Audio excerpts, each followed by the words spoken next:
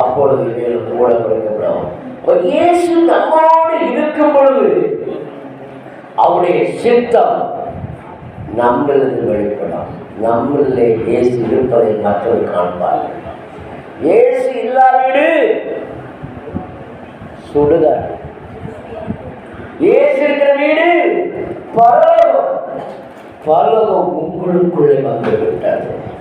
பரலோகத்தின் சாட்சியாக இயேசு இன்றைக்கு நம்மளை குறித்து வேண்டிக் கொண்டே இருப்பார். இந்த மரம் கனி கொடுப்பதற்காக நான் ஏற்படுத்தின தேவன் அவர் மகிழ்வார்.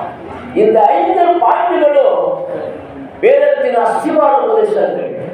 இந்த அஸ்திவார உபதேசத்தை நீங்கள் கை கொண்டு நடத்தி பாருங்க.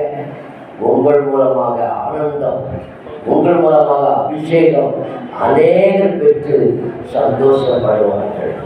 நீங்கள் அதை செய்ய செய்ய செய்ய உங்களோடு பிதா ஆகிய தேவன் உங்களிருந்து அநேக ஜனங்களை ரட்சிப்பார். ஏன்னா நாம் ஒருவர் பாடத்தை ஒருவர் சுமந்து இயேசுடைய அன்பை வெளிப்படுத்தும் பொழுது தேவனுடைய வீடு உங்களுக்கு எப்போதும் ஜெபவிடாமல் உங்களுடைய இதயமே அந்த வீடு. நீங்கள் எப்பொழுதும் தேவனோட உறவுகளை வளர்ந்து கர்த்தர் நாமத்தை ஒன்று கூடி உயர்த்துவோம்.